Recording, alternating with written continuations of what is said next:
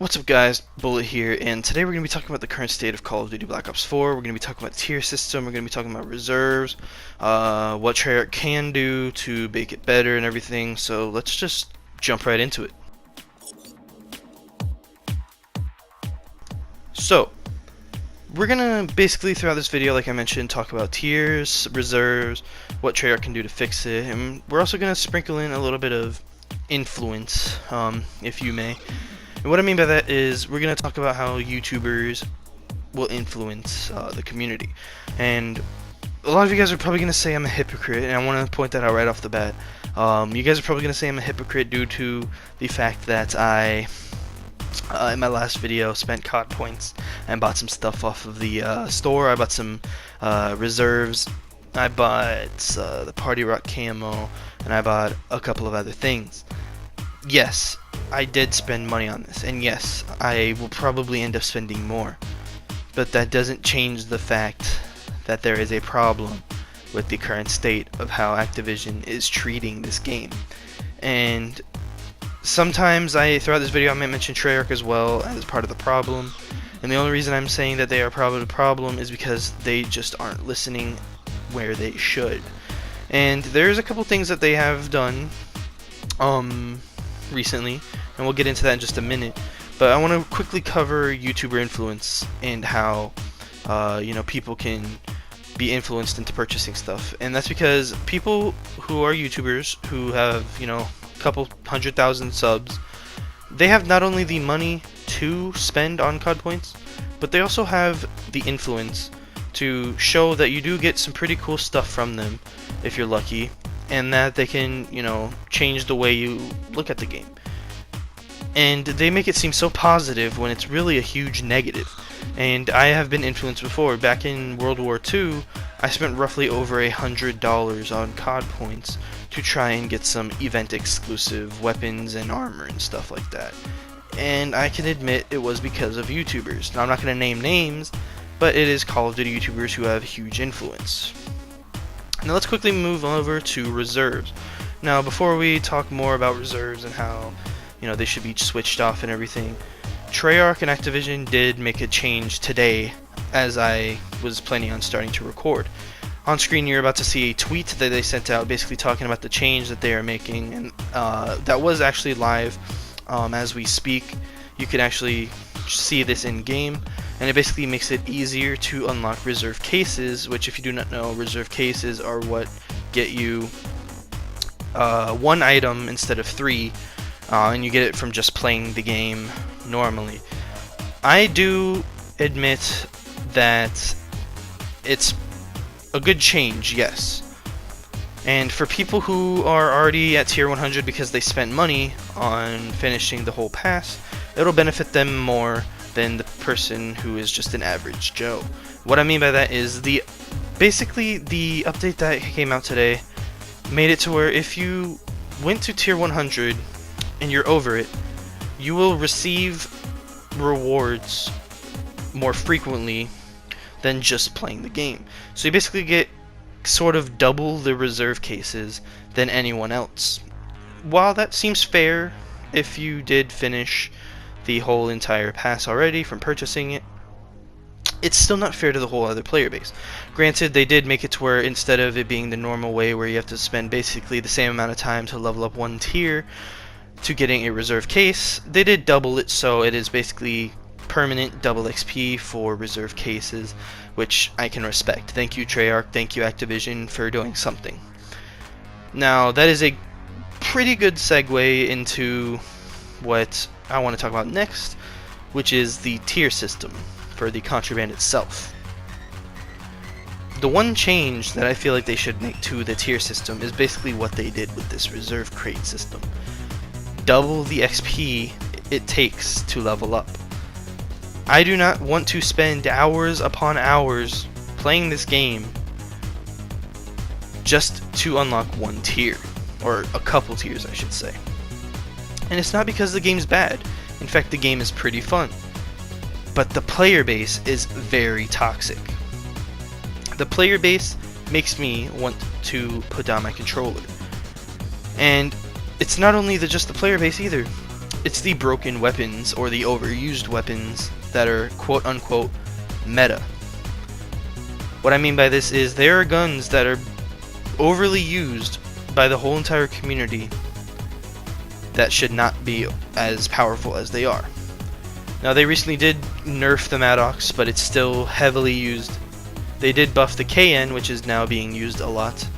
And a couple other guns that I've been seeing are overused are the GKS, the SWAT, the Damon, and I guess even some shotguns, aka the SG-12. Now, while I'm not saying you need to nerf every single gun to where they're evenly matched against each other, because yes, in circumstances, an SMG should beat an assault rifle in close range, an assault rifle should beat an SMG at long range, and basically all those little things in between, snipers beating guns at longer ranges and stuff like that. But in the current state of COD right now, it is very hard to believe, and this is a true fact, that an SMG can beat an assault rifle from assault rifle range, or that an assault rifle is more powerful up close than an SMG is up close, or the fact that an LMG can outgun an SMG in close quarters combat. This is what I'm talking about when I need Treyarch to listen. I am probably not the only one that complains about specific guns being used in specific ways, and I probably won't be the last. But if you want people to not complain, then don't try to give them so much stuff to complain about. Going back to tier systems, which I kind of trailed off about, it takes so long to level them up.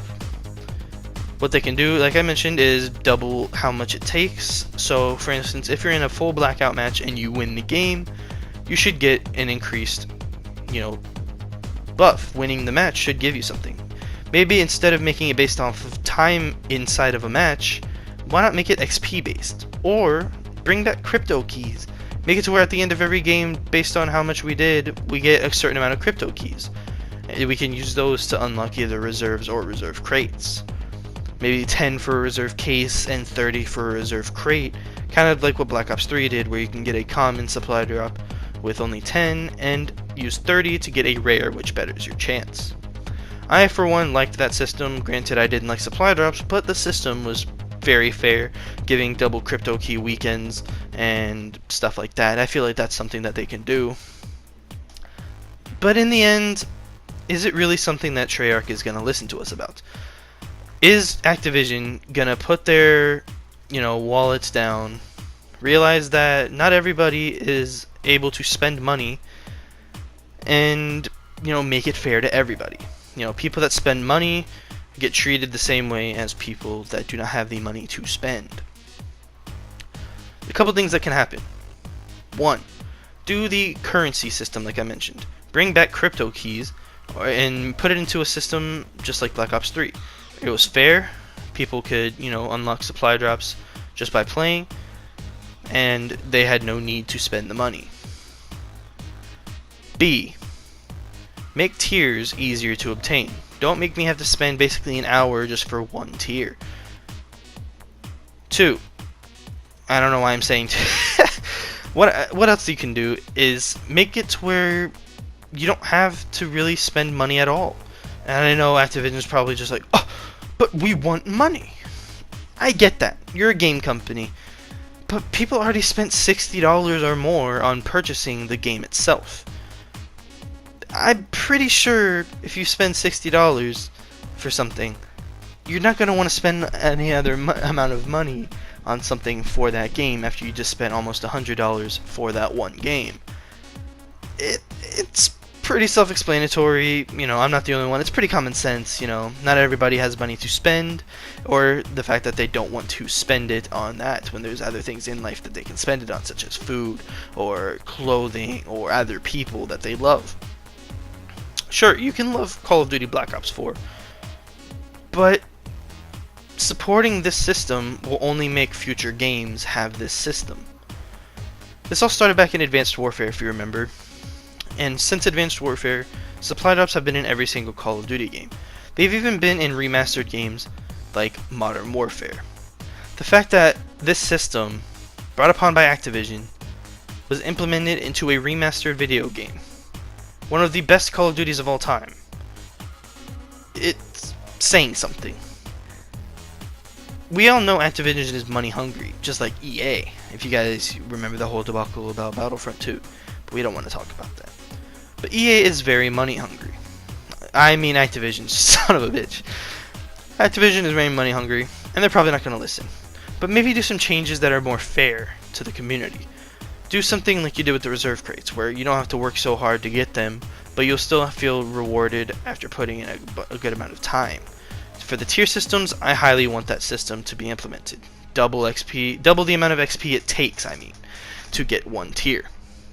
If Treyarch does that, this game will probably be in a great state. This game will probably be in one of the best states of Call of Duty in the past 5 years. But the fact that World War II, one of the most underrated Call of Duty games in my opinion, I feel like World War II got so much hate, but the fact that World War II had a better system for this is saying something. I'm honestly, if people complain about World War II so much, but it still has a better supply drop system.